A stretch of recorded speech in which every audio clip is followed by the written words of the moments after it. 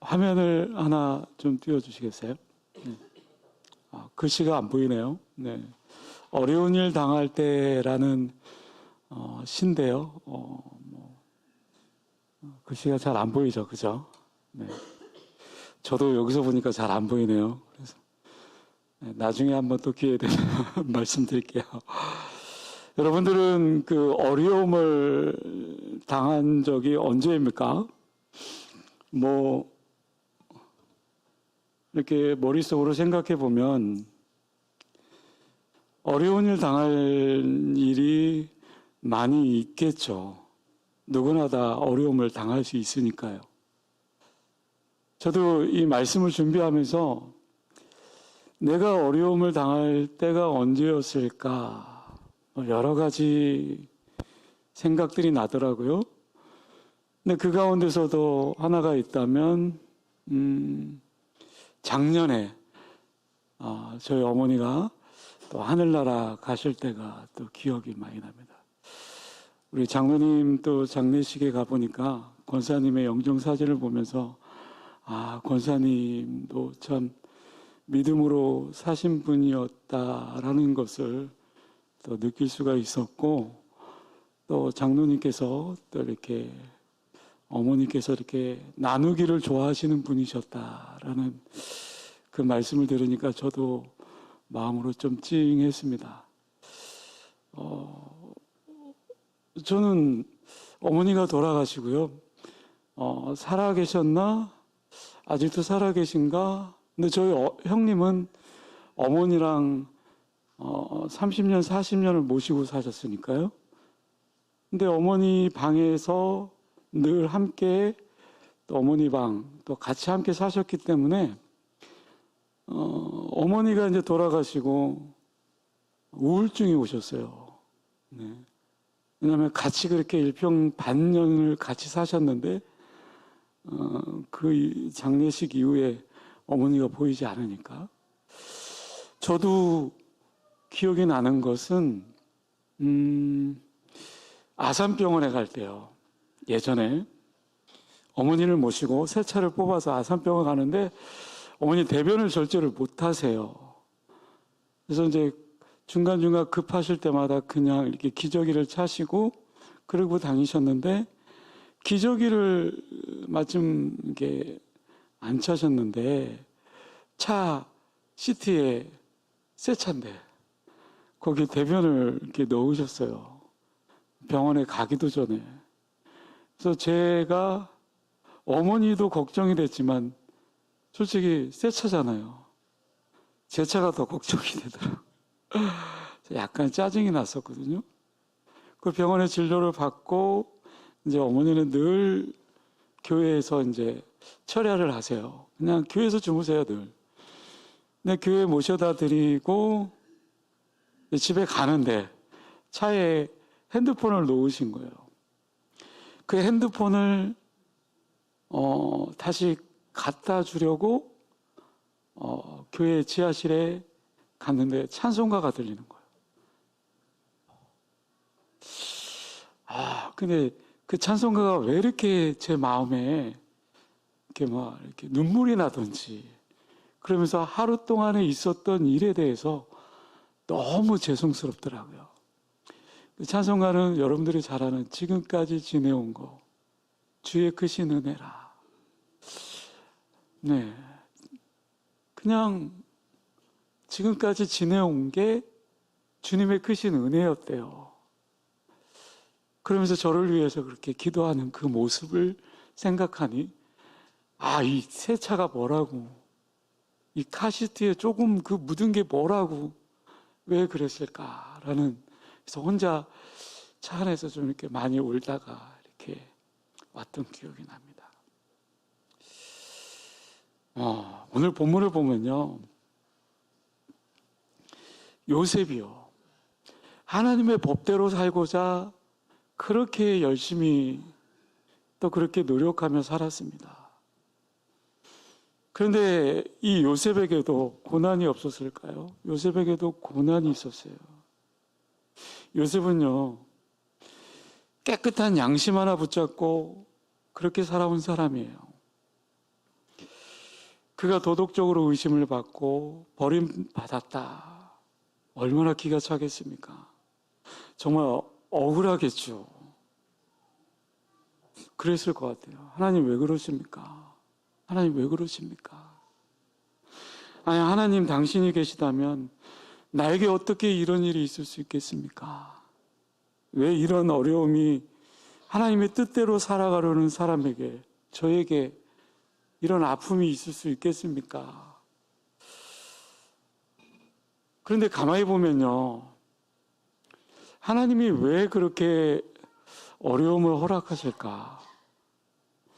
여러분들, 하나님이 왜 어려움을 허락하실까요? 비단 부모님을 잃는 걸 떠나서 우리 일상생활 속에서 우리 강주현 집사님이 기도한 것처럼 화나고 속상할 일도 있고 기쁜 일도 있었는데 뒤돌아보면 왜 어려움을 허락할까요? 하나님이. 성경학자 마이어라는 F.B. 마이어라는 사람이 있는데요. 그 사람이 이렇게 얘기합니다. 영광스러운 황금 면류관에 앞서 반드시 고난의 강철 면류관이 있어야 된다. 뭐 고난을 안 겪으면 좋죠. 어려움을 안 겪고 행복하게 살면 좋죠. 그러나 누구에게나 예외는 없습니다. 누구에게나 죽음이 있는 것처럼 누구에게나 언제 어느 때 어려움이 찾아올 수 있습니다. 근데 하나님께서 요셉에게 그 어려움을 또 찾아오게 했고 또 요셉을 굉장히 낮추었는데요. 근데 왜 요셉을 이렇게 낮추고 또 왜 이렇게 어려움을 요셉에게 주었을까? 물론 하나님이 쓰시고자 하고자 하는 분명한 뜻이 있었지만 그 속에는 아마 요셉을 통해서 복의 통로를 사용하시려고 그러지 않았을까? 그럼 우리가 요셉의 고난을 통해서, 어려움을 통해서 우리가 배워야 될 것이 있다면 뭘까? 네. 뭐 물론 여러 가지가 있겠지만 그렇다면 요셉의 이 어려움을 통해서 하나님은 분명히 하나님의 사람에게 궁극적으로 그 고난을, 어려움을 주신 이유가 있고 또 그것을 통해서 하고 싶었던 게 있었을 겁니다. 왜 고난을 주실까? 모든 사람이 그렇다고 고난을 당한다고 해서 성숙해질 수 있을까? 고난을 안 당하면서도 행복한 삶을 살 수 있는데 모든 사람이 고난을 겪었다고 모든 사람이 위대해지는 걸까? 아니죠. 시련을 당하고 또 그렇게 위대해지는 사람들을 보면 분명하게 그 사람의 무언가가 있습니다. 그게 뭐냐? 그 시련의 상황 속에서 어떻게 반응하느냐. 저는 이것이 중요하다고 봅니다. 나에게 당장 어려움이 닥쳤다고 한다면 그 어려움에 주저앉는 인생이 아니라 그 어려움 속에서 내가 어떻게 반응을 해야 될까? 하나님 앞에서. 왜 요셉을 위대한 사람이라고 이야기할 수 있을까요? 그는 고난 가운데 올바른 삶의 자세를 가졌던 사람입니다. 여러분, 요셉의 인생을 보면 요셉은 어떤 특별한 기적을 일으킨 그런 인물도 아닙니다. 그렇다고 해서 위대한 설교가도 아니에요. 하지만 그가 창세기 40장에서 50장까지 굉장히 많은 분량이죠. 이 많은 부분을 차지하고 있는 그런 사람이 바로 요셉입니다. 도대체 왜 하나님께서 이 요셉의 삶이 무엇이 그렇게 중요하길래 이렇게 많은 분량의 요셉을 성경의 기록에 채웠을까? 그것은 단 한 가지입니다. 그 어려움 속에서 어떻게 반응하고 있는가? 오해를 받을 수 있고 화가 날 일이 있고 속상할 일이 있고 어려움이 있을 수 있는데 이 요셉은 그때에 어떻게 반응했나라는 거죠. 이 어려움을 대하는 요셉의 그 태도를 바라보면서 세 가지 정도 짧게 말씀을 나누고 말씀을 맺을까 합니다.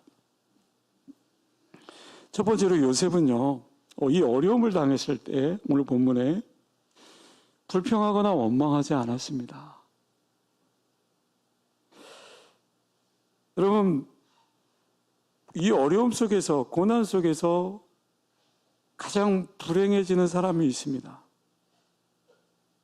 오히려 이 고난이 하나님이 주신 기회일지도 모릅니다.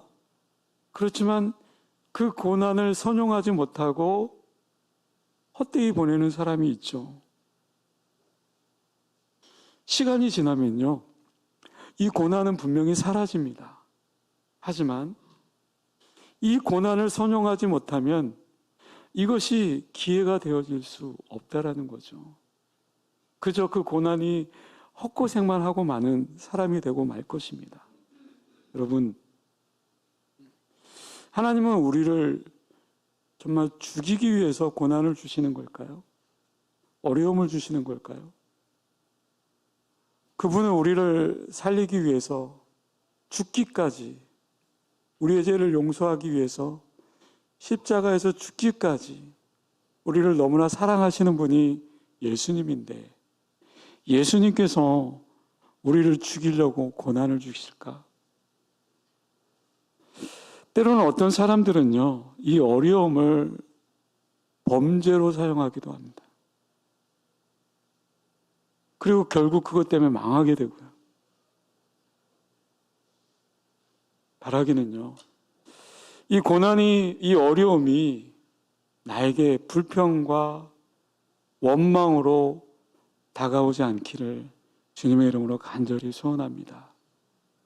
두 번째로요, 어려움을 통해서 요셉은 사람을 섬길 수 있는 법을 배웠습니다.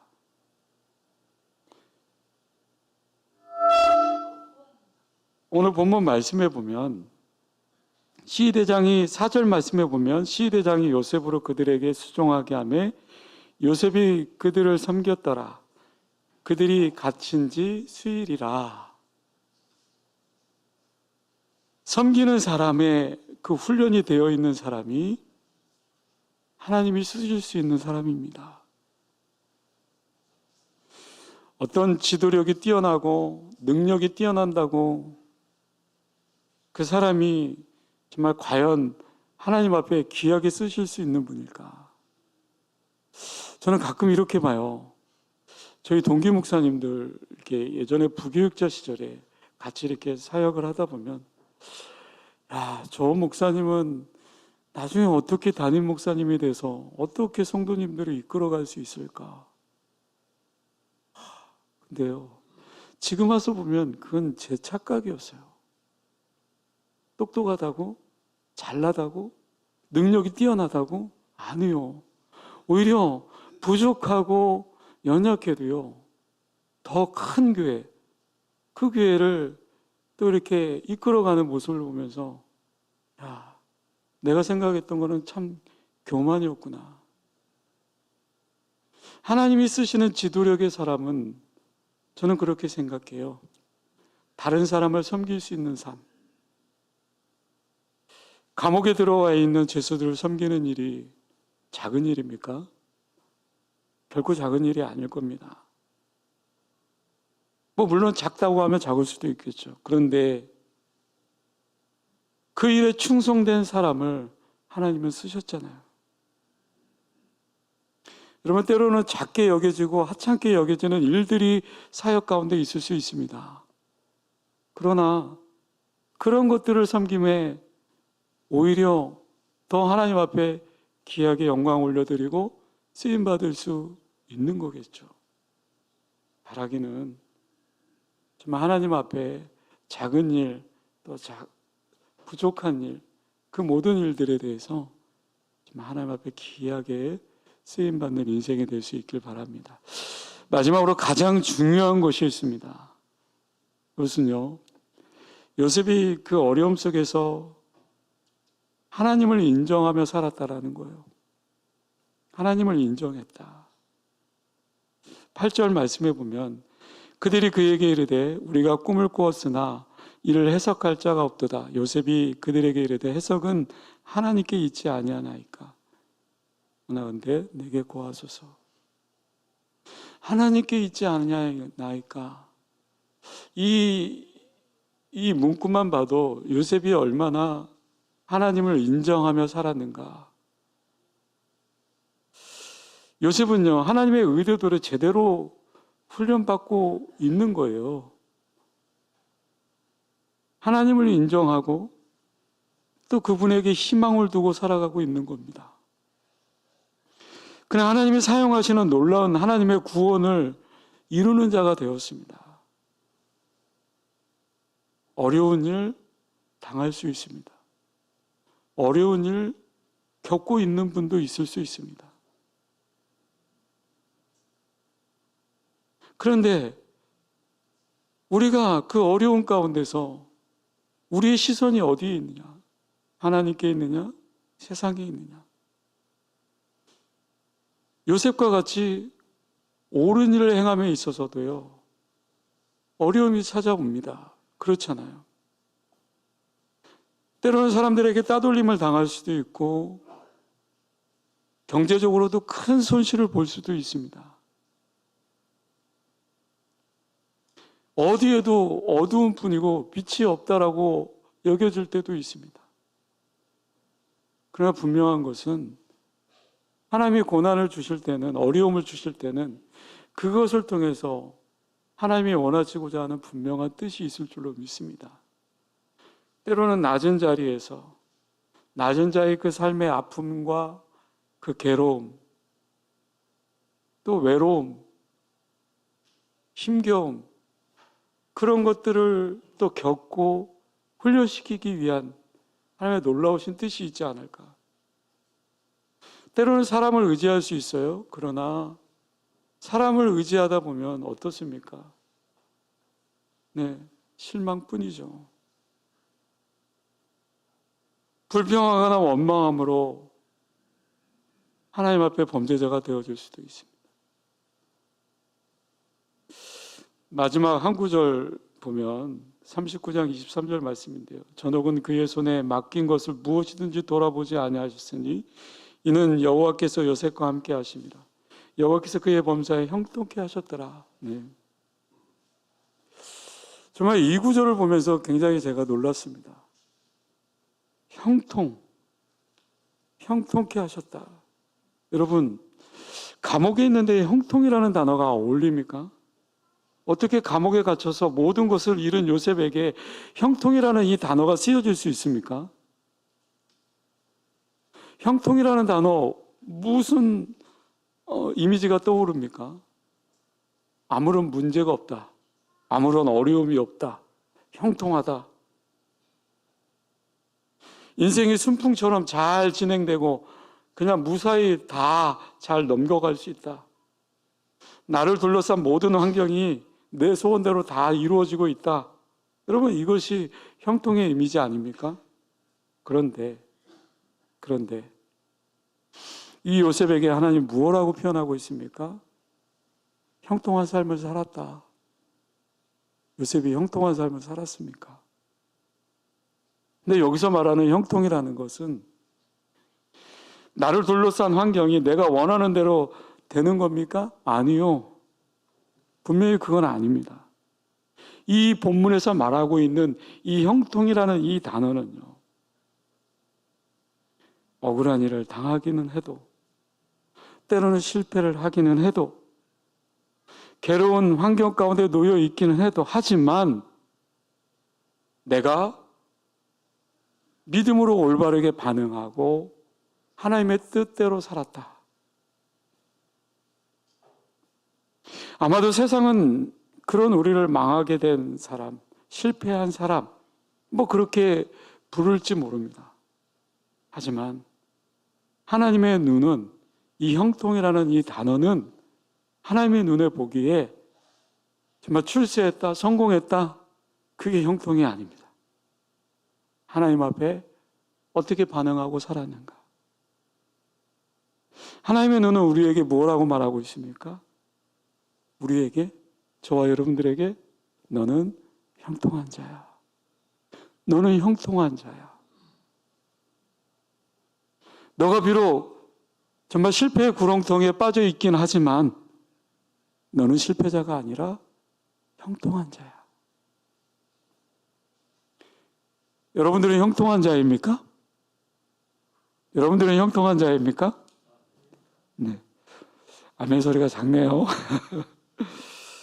세상의 눈이 아니라 하나님의 눈으로 여러분들의 그 삶을 평가할 때 하나님은 여러분들의 삶에 대해서 형통한 자야 라고 그렇게 말할 수 있는 그 사람. 여러분, 하나님의 뜻대로 옳은 것을 결정하면서 살고 있습니까? 아니면 적당히 세상에서 말하는 실패를 하지 않기 위해서 때로는 타협하고 때로는 또 권모와 술수를 통해서 또 그렇게 넘어가고 또 그렇게 살아가고 있습니까? 하나님은 오늘도 저와 여러분들에게 묻고 있습니다. 너는 믿음을 지키는 올바른 결정을 내려. 세상에 보기에는 망해 보이는 자 같으나 너는 형통한 자야. 잠시 얻을 세상의 즐거움을 찾아서 타협하고, 그래서 세상 보기에는 형통한 것 같으나 실제로는 믿음을 지키지 않는 실패자야. 여러분들은 어떤 삶입니까? 여러분들은 어떤 사람입니까? 바라기는 어려운 가운데서도 정말 하나님 앞에 올바르게 반응하고 또 믿음 가운데 우뚝 서 있는 저와 여러분들이 될 수 있기를 주님의 이름으로 간절히 축원합니다. 기도하겠습니다. 참 좋으신 아버지 하나님, 감사합니다. 어려움을 당해도 불평하거나 원망하지 않겠습니다. 내가 하나님 앞에 낮추고 하나님 앞에 어떻게 반응하는가, 이것을 오늘도 여전히 하나님은 우리를 보고 있는 줄로 믿습니다. 축복의 통로로 쓰임받는 인생이 되게 하여 주시고, 낮은 자의 모습으로 주님을 섬기며 주님께만 영광 올려드리고 주님만 바라보는 귀한 삶이 되어줄 수 있도록 주님 도와 주시옵소서. 감사드리오며 예수님의 이름으로 기도드리옵나이다. 아멘. 네, 교회 소식은 주보를